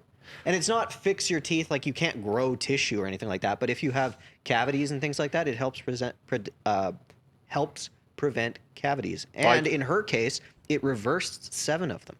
Really? And it was to Well- the point of like she would have to get some teeth removed. I chew gum every single day at work, Yeah, just get some like xylitol 9 gum, hours man. a day. Here we go. 2 pieces, 9 hours. 2 And- pieces, 9 hours. Man, Yep. you should up your pieces. No, because I don't care about the flavor. It's just it's Oh, to yeah, keep me yeah. from picking. Yeah. Like I have all kinds of strategies to keep me from doing anything I don't want to do. Yeah. Because like sometimes you'll be cooking something and you're like, oh, I could, but then you're like, oh, I got that weird gum taste. Yeah, yeah. So it won't be good anyway. Yeah. So it's a block. I just always remember that Simpsons episode of like, flavor's gone. Yeah. Yeah. Well, the flavor's gone like right away. Yeah. And they're like, ooh, new long-lasting flavor. It's like, oh, long-lasting. What does it like last 3 seconds longer? Exactly. And like whose version of longer? Yeah. When you're only chewing 2 pieces of gum a day, it's less about flavor, though. Yeah, xylitol gum. Pure, P-U-R gum. But you can get that there. I think it's sugar-free gum for the pure gum, Yeah. but it's got that xylitol substance in it. And it's supposed to reverse cavities or... Well, or change the... Yeah, Dr. Rhonda Patrick on xylitol fixing 2 cavities. Wow, this stuff sounds really good. I'm reading an actual paper published by the UK Health Ministry, whatever, the NIH, and they're speaking pretty highly of the stuff. Yeah. I'm gonna do some more research on this for Is it sure. super expensive? No, it's normal gum. Like, it's nothing crazy. But she was chewing an inordinate amount of it. Yeah, so that's the Well, that trick. would be That's me what I'm anyway. seeing is they're every day. they're showing the recommended dose for dental cavity prevention is 6 to 10 grams per day. Yeah, it's so a I'm lot. not sure how much gum you've got to chew. How to many get 6 to 10 How many grams. pieces is a gram? Well, I'm and- guessing like a piece of gum is probably a gram in total. But wouldn't is it? that's what I'm saying. And Yeah. how much of that gram of gum is actually xylitol? Yeah, because she said she had to chew a weird amount of gum. Well, it sounds to me like if you're trying to get this, gum is probably the wrong choice. Yeah. Chances are you're going to be shooting for one of these pastes or candies. Yeah, and like there's a lot of these things though, and I think that the UK is also doing this for vitamin D now. Mm-hmm. I think they're supplying because vitamin D now for COVID is talked about as like Oh a yeah, preventative well, thing. yeah, it should have been all along. Well, and very interestingly, like vitamin D, obviously we get from the sun. Well, we don't get it from the sun. We produce it after Yep. being involved with the sun. But the other thing that we get it from is the foods that are demonized. So we get it from cheese. We get it from most dairy products. We get it from eggs. So the yolk of an egg Yeah. gets you vitamin D. So it's one of those like all the things that I'm they covered say for, then because I eat 6 eggs every single day. yeah. Nice. But I mean, like for a long time, the big trend was low fat and no egg yolks. Everybody had egg white omelets and Oh, I shit. hate that's so stupid. And it's like all these different things that basically kill your vitamin D, which is one of your hormones. That's like Yeah. saying like, hey, take this thing out and you get no more testosterone. Have fun. Which is technically what the Seventh-day Adventists were trying to do with cereal. They were trying to stop masturbation. Oh, that was Kellogg's though. Yeah, that's the Seventh-day Adventist. That's he was the guy. Not. I didn't know that. Yeah, those two brothers, man. Because Mr. Kellogg, Yeah, he was Mr. Seventh-day Adventist. He was only. He thought the only time for sex was appropriate was between husband and wife, and when they were trying to conceive. Yeah. Otherwise, yeah, we wonder why we have such strange outbursts. Theory. Yeah. Theory. He was gay. That's honestly my theory. He was gay, not sexually attracted to his wife. and he didn't And know how just to And he handle it. didn't know how to Procreating, handle yeah. it because Well, it was so demonized. Well, he probably saw, but he probably didn't know he was gay. Oh, of course he not. probably I just think had to- sometimes that happens because it's demonized. Yeah. Yeah. Right? 100%. It's the same Or reason like you tell was a kid asexual. don't do something. Yeah, he could have been an ace. Yeah. for sure. You tell a kid not to do something, it's what they want to do. It's the Yeah. same thing, right? If you tell someone their whole life this is the wrong thing to do and you're very vehement about it, Yep. that's going to be exactly what they want to They're do. gonna obsess on it. Yeah. Yeah. And we know that from a young age, after our talk last week about fetishes, right? Was that just Yeah. last week? Yeah, Yeah. it was last Oh week. wow. Well, it's what impacts you when you're young often will probably decide what your fetish is. Mm-hmm. We don't know exactly because we can't get in someone else's life to see the event. But I'm sure if you stigmatize something enough, it becomes a fetish, some kind. It's like a sexual repression, right? Well, I was listening to like I love Dr. Drew's podcast, Dr. Drew After Dark. If you don't listen to it, I've I would gotta listen to highly it more. recommend it. Yeah, It's I love Dr. fantastic. Drew in general. Oh, he's so great. Yeah. And they were talking about the difference between preference and fetishization. Like, because fetishization, I guess, it's like you can't Well, achieve arousal without Oh, that's that weird. being That involved. seems oddly restrictive. That does. Well, because- it's usually like that's where he's like people misunderstand having a kink and having a fetish. huh. Like a fetish is usually something that like you cannot be aroused without that component. Yeah, like I don't become aroused unless I'm licking your butthole right now. Sure. I mean that's specific, but I just wanted to say those you just want to words say in a like the sentence. butthole. And That's Yeah, I get it.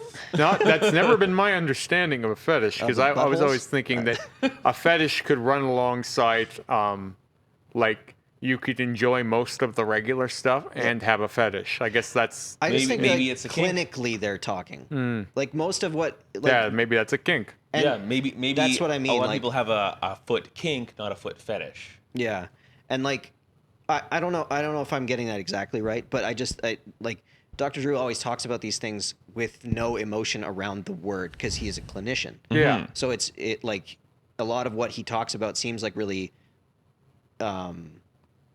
he uses clinical language.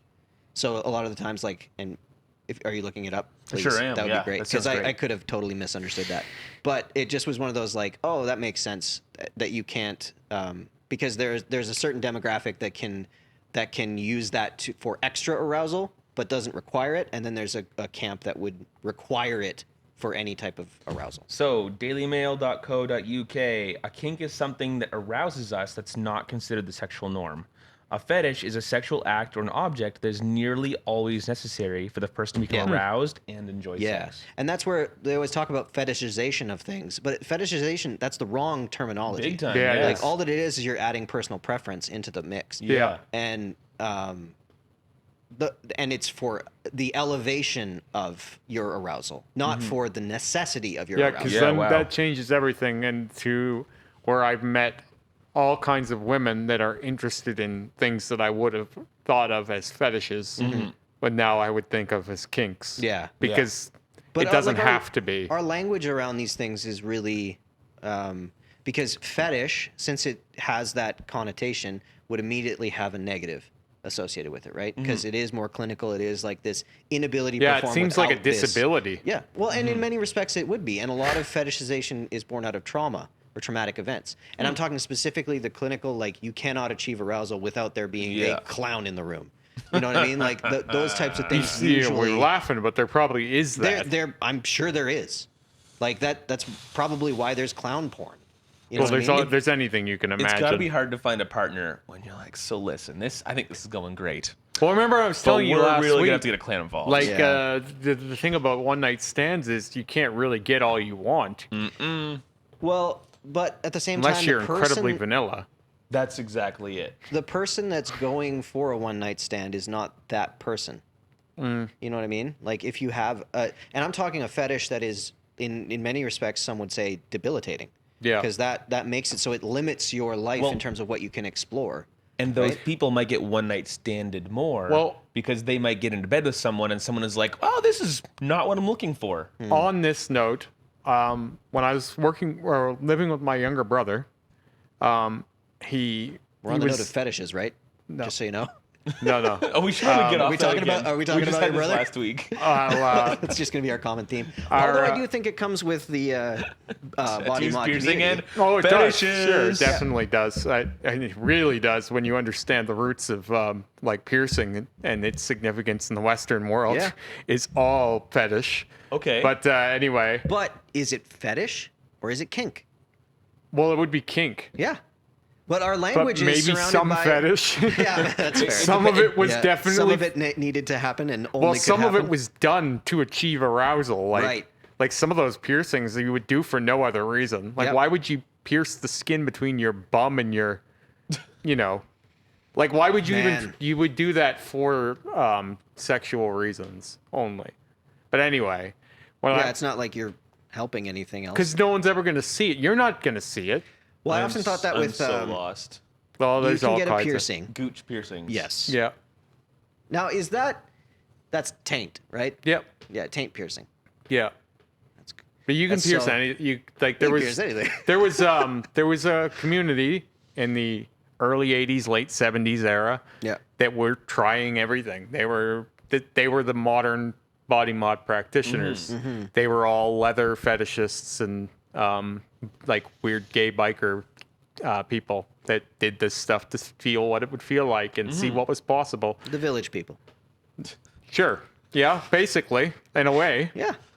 And they That was like the best way that they could just kind of like bring that community like right to the edge of being present in modern society. Yeah. It was like we have this group of guys, and it's just like just enough gay to bring it into the like lens Fun, of and then society there without were- without being like There they were get a few, stoned in the streets. there were a Like, few women They were just that- we were way too repressed back then. But yeah, Jeez. it was mostly gay men and a few women, and that's just the facts of the matter. Yeah, yeah. And then from there, they ended up becoming fairly popular with people you wouldn't expect, like politicians and lawyers and well, different what's his people. face? Governor Cuomo. Yeah, Governor Cuomo has his nipples pierced. yeah. No. Yeah. A lot of times it was really conservative people, Yeah. and business people that would do this.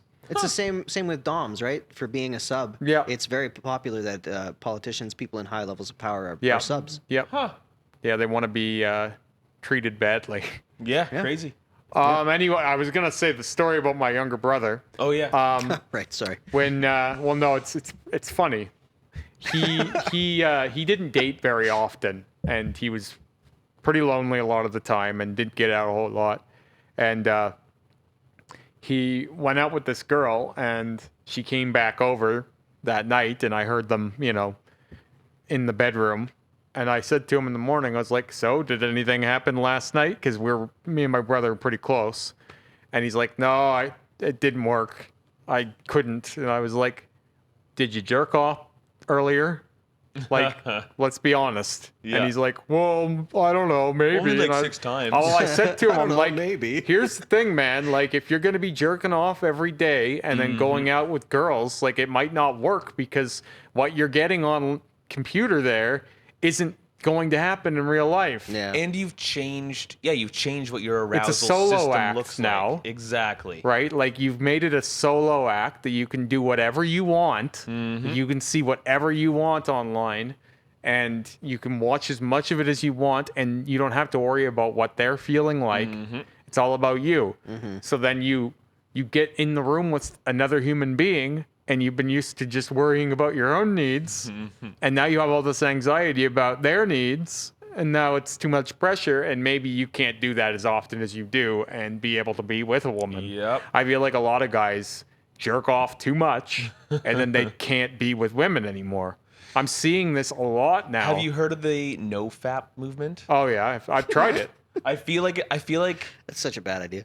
it's largely connected to some pretty No, I wouldn't say I've tried it. I've done it. I guess there's some people in my life who've gone hard on it, and they've got some pretty toxic Sorry, attitudes can and you ideas. explain? Because So, I don't know what the The NoFap idea of thing is. NoFap is when I you get the idea. when the you word, but so what happens is, because I've done it, Yeah. done it a lot. What happens is, and one time it wasn't because I wanted to. It's because I had piercings down there, oh. and I couldn't for 6 months. 6 months? Yeah, I tried after 3 months, and I bled. So. Oh, come Killing me, on. man. You're Yeah. killing me.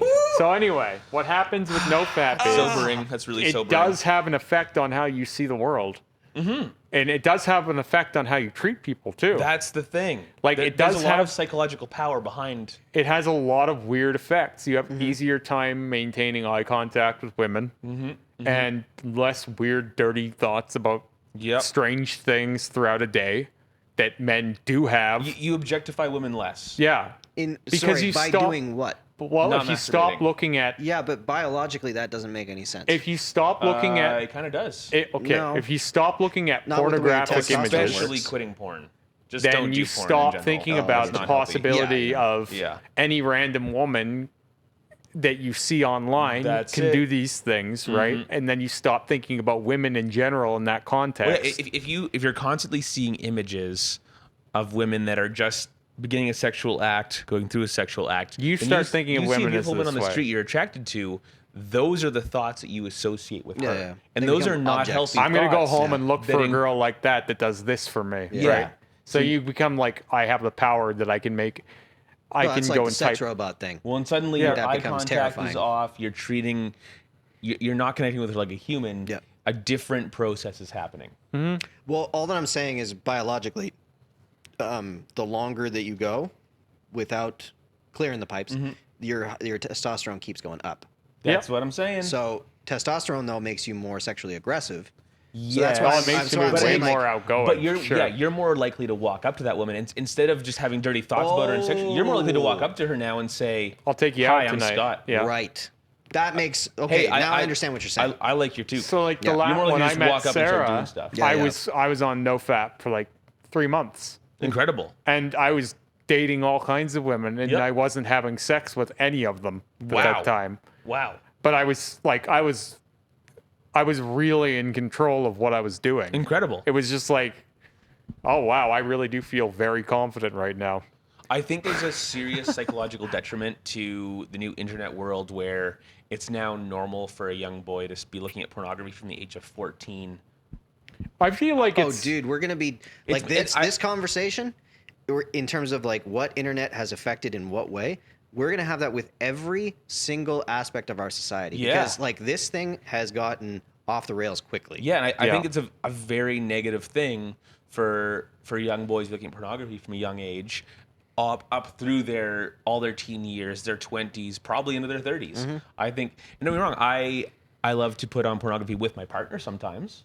I think that can be healthy and fun, but as an experiment way, as a kink way.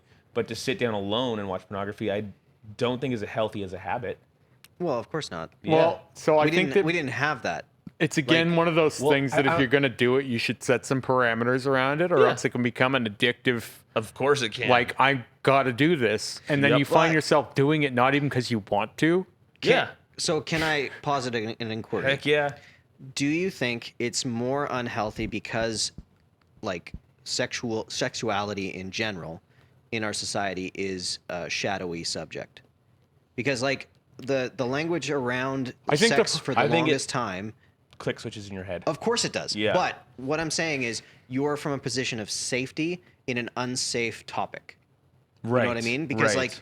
it's not a topic that, like, we'll sit around and talk about it. Yeah. Because whatever, we're Yeah. grown men now. That's fair. But when you're a teenager and you're scared of everything, Mm-hmm. you have this safe internet space to talk about or engage with the Mm-hmm. thing that you can't talk to your parents about. You can't talk to since it's this non-normalized thing in our language. Oh yeah. Does it increase the effect of that? Does it flick those switches harder?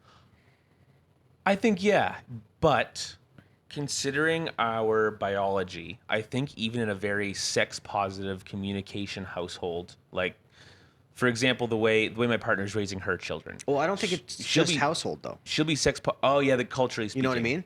But I think even in Like, we blur nipples. I think even in a sex positive culture, looking at those images is still flicking a lot of switches in the brain course. that lead toward think- selfishness and a I non-reality. think selfishness for sure, non-reality definitely, and But that's also a common thread in our society. also Selfishness and non-reality Yeah, is power very generous. exertion. narcissistic age. Yeah. like I can see whatever I want with no cost. Yeah. Yeah. Right? Yeah. And so then it also goes, why do I need to bother with this woman if I can get everything I want right Yeah. here Yeah. without any of the fuss? Yep. Which is what Japan has done partially. Yeah. Yeah, and Yeah. they are not doing well. No, it's not Did healthy. you hear that stat of theirs in October? They had more suicide deaths than they've had all of COVID deaths. Well, you start breaking down So community in 1 month, when you do more that. people killed themselves than all of COVID has killed them Yeah. since it started. So Like, you that's start- insane. Don't worry, I'm sure it's people just entering the prime of their working life. Yeah, Potentially. probably. It's great for the As you economy. say, they have a word for it. But I think that it breaks down your community and your attachment to others. And men and women forever have had to work together. Exactly. And we're men and women both, for different reasons, have to work together less than ever now. And we're working on they don't have to work together. Exactly. We are actively working on it without even intending to. Yep. Distancing men and women. And I'm red-blooded. Like I will be fucking women forever. But the next batch of men, maybe not. Who knows? Maybe they won't need to. Or maybe it's further down the pipe. Maybe it's the further generation away. I mean, if you think that we're going further down the narcissism train, then like a sex robot thing is going to be very sure. normal. But that won't be the last human. Like I always say about my coworker at work, like he has said for years he wants a sex robot. He had no interest in women, kind of thing. That's I'm like, someone well, who watches Vince. a lot of pornography. Well, yeah, and it's stuff that physical blood women can't do too. That's right, Because that's he watches a lot of like anime porn, you know, and it's not So nothing. unless in, you've got a, Do you think it's because it's the fantasy? well, you think I it's mean, triggering the he fantasy really wants portion to of your fuck an brain? octopus. Well, I mean, yeah, who there's any number of ways to interpret that, right? But I mean, whatever gets you off. But real life is never going to be that. Yeah, that's So, what I like- mean. Like this fantastical, because like if you think about like fantasization, right? Like if you don't have a partner and you're fantasizing about having a partner, that's triggering your fantasy, yeah. right? So now all of a sudden it's like you can have partners, they're digital. Yeah. Then all of a sudden it's like I don't even want access to women that are real. Yeah. I want the next level of fantasy, which is these non-real things. Yeah. and I don't need the physical component anymore. Well, it's just, and then it'll keep going from there. Whereas like, and because like our fantasization, biologically driven, would be to find that thing in real life, right? But the fantasy component usually does have a non-realistic part of it, right? Like the situation would probably be less or more, whatever it is, more fantastical than reality. So I just think that they keep escalating that level of fantasy that's required. See, Keep my thing triggering is, that it's area. okay. So you get this robotic woman that you can do whatever you want with, and she can look however you want her to. You press a button, she changes. She can be a different girl every day. If it's like a futuristic world where you have this robot that can do whatever you want her to do, and she's never going to object to anything. I don't love this person because there's no capacity to lose that, and I need that aspect. I need that vitalism where it's like, if we can't argue, if I can't piss you off, then there's just no tension, there's no drama, there's no excitement. But the people that have sex robots, you don't think they're arguing with their sex robots? I don't know what I think they're they're doing. doing the exact same thing. Because, like, I say to but him, I think they're you doing are the both next. sides of the I conversation. say to him all the time, well, God love you, buddy. You're the next human, but you're not the last human. Yeah. Because the last human, or the next human after that, is going to go, I can't do this. I need connectivity. I feel like we that's as humans, possibly. We'll have a rebellion at some point, I think, where we Yeah. want to take back some of the senses we're losing. I just think there's going to be an aspect of society that does that. I think we as humans, male or female or whatever in between, we all want to bring value to someone else's life in a romantic capacity. And I'm not saying all, of course, there's exceptions to this, but I feel like as more of the rule rather than the exception, even if I feel like the sex robot thing will, for the majority of users, be more of a limited access to the real thing, or not super They're well adjusted in programming the it real to thing. be more romantic than anything. That's like, terrifying. And watching like the be people, a partner to you. like, I don't know if you've seen any That's not greet documentaries you documentaries when on you people get home that, from work. Yeah, and but if that robot it doesn't remembers your favorite things. but if it and- doesn't need you, if it's giving to you and you're not giving to That's it, what I'm saying. then you're missing out an important biological thing. We feel the need to help and support. So think about it like codependency. Yeah. Okay, that inanimate object is entirely codependent on you. Oh, big time. So if you're And a you're dependent on it for variety of your needs. yeah, so that's why I'm saying, like, I think you're going to see, especially if the narcissism thing keeps If you don't charge escalating. it, it dies. Yeah, but like the amount of need that thing has for you is 100%. Wow. Whereas in a human being, it's not 100%. They don't need you all the time. No, goodness. So I no, think you're for, always working like 60-40. yeah, I Yeah. think for those people that want to feel needed, I think a sex robot would actually escalate that. Because I know what you're saying, but I think it's actually the inverse for them. Like, I think it's like, oh, this thing is like my baby almost. Like the amount of bond that they would have to this inanimate object that requires 100% of them, I think is what would drive those people to feel more of an attachment to a robot. Can you than to imagine a the human money that human could be being. made on it too?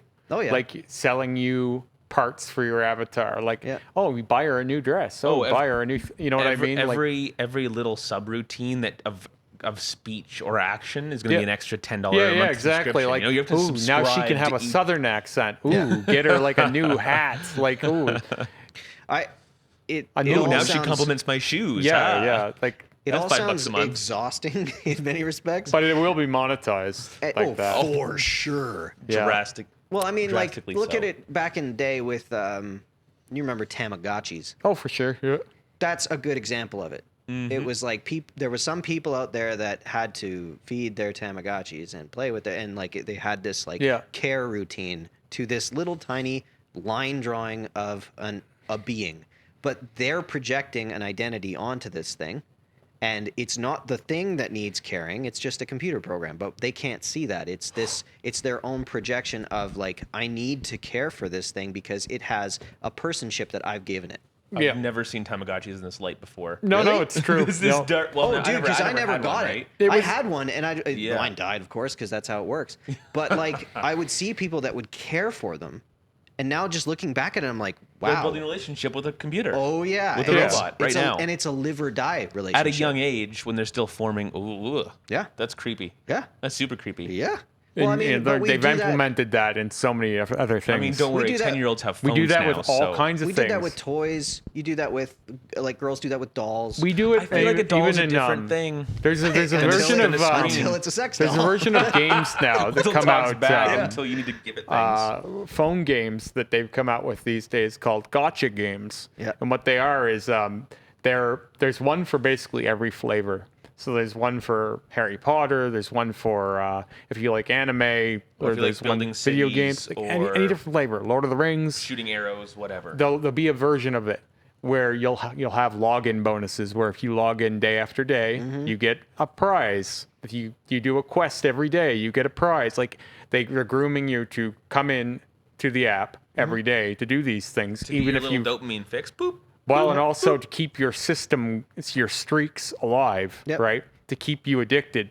So if you break that streak, you don't get your prize, right? So this is another form of that, right? We're doing this all over the place online.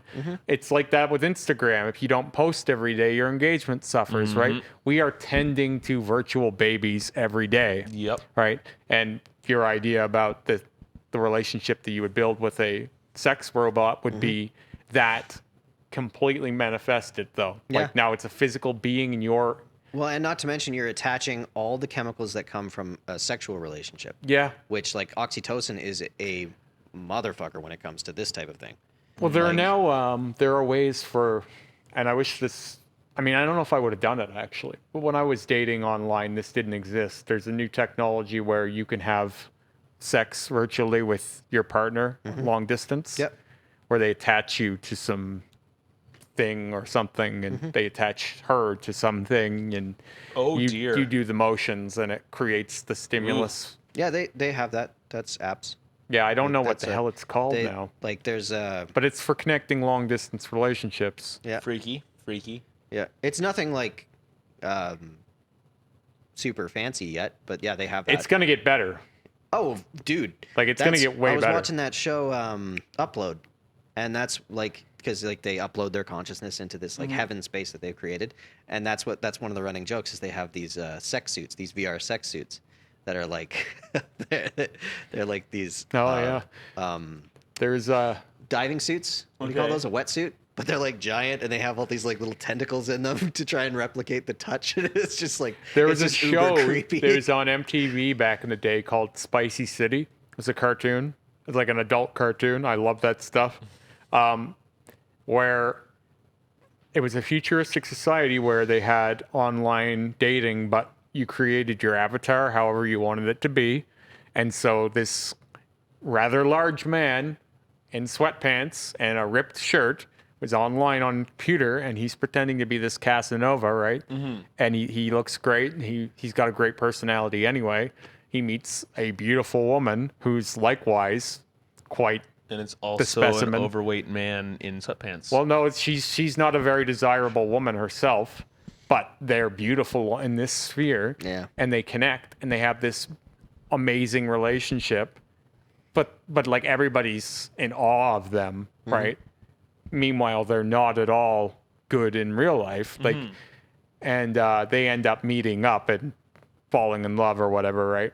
I mean, there's some twists in there too, but like But part of it also is like, it's almost kind of amazing These that two like wouldn't digitally you get this space to be your ultimate version of success. it but seems like say a these positive two thing. met in person in their physical bodies, they wouldn't have had that great romance and fallen in love. This software allowed them to look past each Yeah, other's physical exactly. appearance, which is No, they were actually looking directly at each they other's were physical appearance to they start. they changed their because they physical viewed appearance. them as this beautiful thing to start with. Right? Yeah.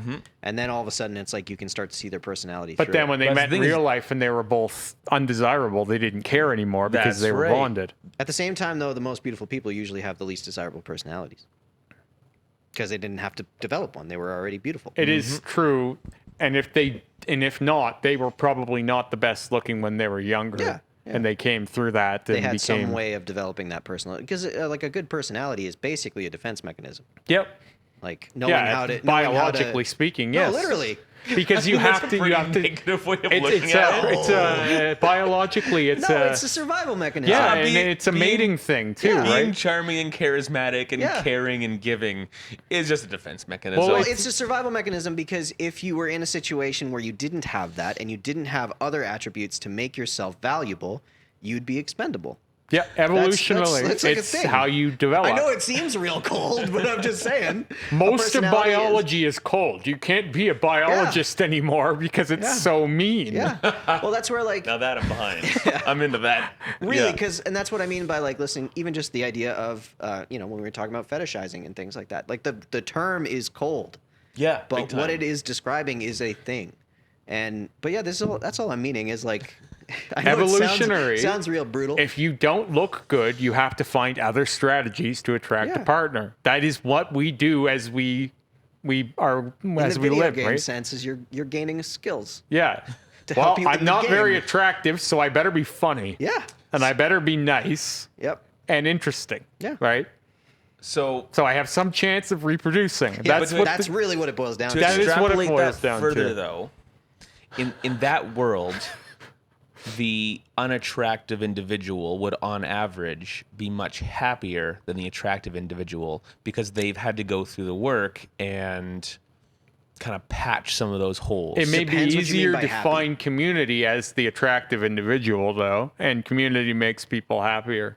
Yes. So the loneliness of dirty. being But at the same time, you get this for people that have had like privilege in that respect and not had to develop things like empathy and things like that. They'll usually surround themselves with similar beings that vapid. that don't really know how to be there for each other. So I don't necessarily think that it's like you find a community and are happy. I think it's you find people that are in the same kind of minor case hell as you of like not really being able to connect in the same way. That's why like when you watch those what is it? Those Real Housewives Yeah, shows yeah.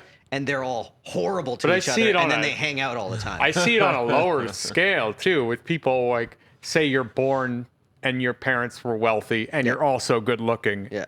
You're on easy mode. Yeah. You're yeah. on easy mode. Like and you don't even realize it. And you're probably going to be less happy than someone that's on medium difficulty. It's like, well, and then you Yeah. think that your life is hard still though. You know what I mean? of like course. we Well, can't we only have our own ego exactly. to We figure that can't out get with. outside our own inflection. for humans, it's always going to feel hard. That's one of the things that I have a really hard time with now with watching celebrities talk about social issues. Oh God, I have a real hard Cringe. time with It that. is Yep. tough. It Like, is because very like tough. the amount of delusion and like non-interaction with reality Yeah. is way up there. Yeah, let's hear what The Rock thinks on this issue. Let's not. Oh, I Just think like- that's also where like people have a really hard time with a lot of the social movements that are pushed forward by white people because it is viewed as like, why are you talking about this?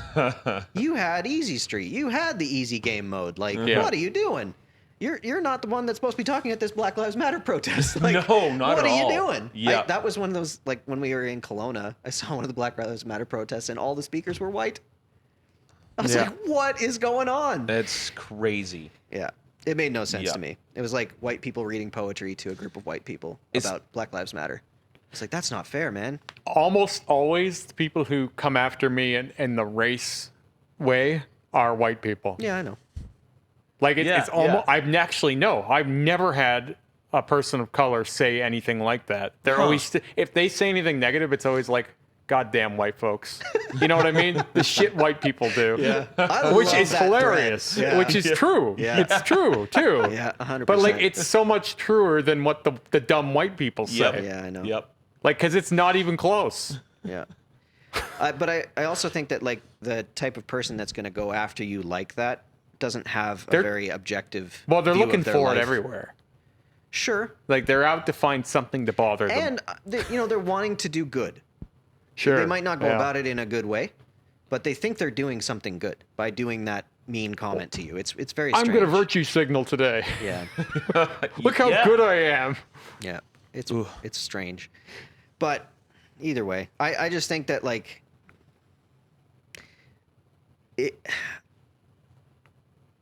we need to figure out something to like maybe it's just that like people that have personalities and have gone through struggle and things like that don't get elevated in the same way.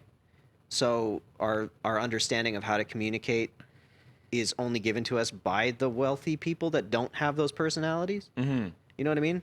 It's kind of like when politicians do politician talk. It's like you're not a human being. No, you're not talking like a person. You're just spouting Yeah, garbage. it's like, You're just or like saying when I'll stuff. tune into CNN and I'm like, there's no reality here. Yeah, No. none This of is it's not how relatable. human beings interact. But it's like this, like that's the voice that gets to project. which Yeah. is nonsense. Yeah, and it I don't know if does that ever change? Like, imagine if during a debate, Biden and Trump turned to each other and said, "Can we level as humans right now? Good luck with that. Man. Can we just level as humans and You got a better bet with Trump. talk about how we each want the best for the country and we have different ideas about it? Imagine if they turned to each other and had a human bloody moment for 10 seconds. I think you could have got that with Tulsi. yeah. Yeah. Tulsi Yeah. was the most real out of all But those. would it kill us to have a human moment within our leadership sphere? Well, if we're talking in terms of how we're biologically wired, probably. Well, hey. Because we want a deified figure. Yeah. We want Yeah. someone that doesn't talk like the rest of us. Yeah, someone We that's want different them from that- us. Someone yeah, that's got superpowers. that he knows more because Someone that's special. like I mean with Trump, he's a businessman. Yeah. yeah. It's like, oh, he's a billionaire. He knows stuff. It's not a businessman I trust. Oh. Well, most people don't understand wealth. Yeah.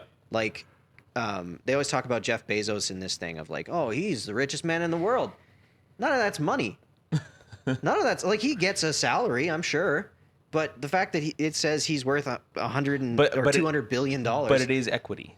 But this is assignable equity. Yes. So it's like if he wants to not have power over that money, he can take that money in terms of cash. That's right. But if he wants to be able to control where that money goes in his business, he's controlling a larger share of the resources. that's where like even people talking about like when Kanye was on Rogan, he was like, talking about money over and over again. well, kept but going back to it. he kept saying like, you know, $4 billion net worth, and I get roughly 300 million cash in a year. Mm-hmm. And it was like, okay, so you have $300 million a year. That's the way I think, because Yeah. like that money's not his. That's to use within his business. It's just his representation of power within that business. That's right. Yeah. And- but we as people get this idea of like, oh, Jeff Bezos, $200 billion. Wow. It's like, no, his company is worth a ton, and he's involved in said company. He Yeah. doesn't actually have that money. No, the shares he owns Yes, are worth that much. I know, but they're only worth that much as long as they're at that value. If Amazon That's right. tanks tomorrow, That's right. and they're worth 1 cent, he doesn't have that money That's anymore. right. That's it's right. non-realized capital. Well, it's market value. Yes. So his market value equity Yeah, is X. exactly. Just like when I go to my portfolio, there's a market value and then there's book value. Yeah, the and book realized value value. is how much I paid for it. The Yeah. market value is how much it's worth if I sell it Currently. now. The Yeah. market value is only applicable to If you now. click that button. right now. Yeah. Yeah, that's it. Yep. And that's when people look at his equity, it's that. Yeah, but that's all like ether. Yeah. You know what I mean? Like if it's, and even just the idea of money, that's all kind of like the Oh, only yeah. reason our economy is going is because we keep spending money. That's If it. we Yeah. all just decided like, hey, you know what I'm going to do this month only is not buy anything other than groceries, and I'm going to put everything else in my savings account. Do you know how fast our economy would go away? Yeah, it wouldn't be good. Like it's all just pie plates spinning. 80% of us out of work. Like Oh that. yeah, immediately. Like just immediately. Immediately. No one buying a TV anymore because you're happy with the TV you have. No one buying a tattoo, no one buying a Oh, piercing, no one purchasing a piece of clothing, no one buying fast food, no one paying for service in a restaurant. Yep. Well, Nothing. most of what we employ is service. Yep. So in a world with no need for service, you have almost no jobs. And then you can't even buy the groceries. But the thing that I was trying to drive back to is like So why even have that? We need a this garden. idea that enables like that level of equity or control of equity or something like that gives somebody, it's like having hit points in a game. Yeah. Like you're more powerful somehow. Yeah, well, in a very real way, because that perceived allocation of resources is power. If you Yeah. want, if I want to build a new mega facility over there, Yeah. it's going to take me 10 Yeah, but- years of litigation to get there. But if I'm he just wants to build a saying- mega facility there, he does it. Even I'm on a just low saying that, level, like- though, like if you have $5,000 in the bank, it doesn't mean you're going to go spend $5,000. Yeah. No. You don't want to drop below that, right? You want But- to keep that amount of money. But if I have 10 grand in the bank, I can invest $5,000 in starting a business. Sure. But if I have $10 million in the bank, I can spend $9,995,000 to start a very serious business. And Well, that's that as you allocation of grow, though, resources. your base amount that you want to keep on to should go too, right? Like you shouldn't be okay with But 5,000 after you've had. typically, as people go deeper into business, Banks are okay with 10%. that's the Yeah. thing. As you go deeper into business, you're going to see that But that 10% is a I fuckload bigger than. I follow stock markets a lot, and you'd be surprised when you look at a business's spreadsheet. Their liabilities versus their assets are usually only a little bit off. So their a business's true brick and mortar equity is typically quite small. They are operating on a very large amount of liability, which is a Yeah. form of debt, mortgage, contractors, accounts payable, all that stuff. So Right. 10 million, how much would you want to have left? I'm just saying the average. So me personally, Yeah. I'm extremely conservative with personal finances. Oh, me too. So if I'm allocating resources for $10 million, I'm probably going to have $5 million wasting away through what am I trying to say here? Through inflation. So continually devaluing due to inflation, only gaining 0.8% in my savings account. But the other $5 million will likely be in the stock market, Working for you, yeah. into long-term, large cap, high dividend yield stocks, which means that I would still have $5 million not liquid, but easily liquidatable. So you would go on. You would hold on to about half, though. Oh yeah. So yeah. See, Like as that it is would be right now, me, too. right now where the market is at a weird teetery point. I don't know where it's going. I am probably 15% invested. I've pulled most out. I've got a few long-term holdings. I've got a couple risky bullshit things just sitting around, but everything's in small positions, just kind of sitting there just to be a little bit active. Yeah, just to have something at play. But because I'm extremely conservative in my personal finances.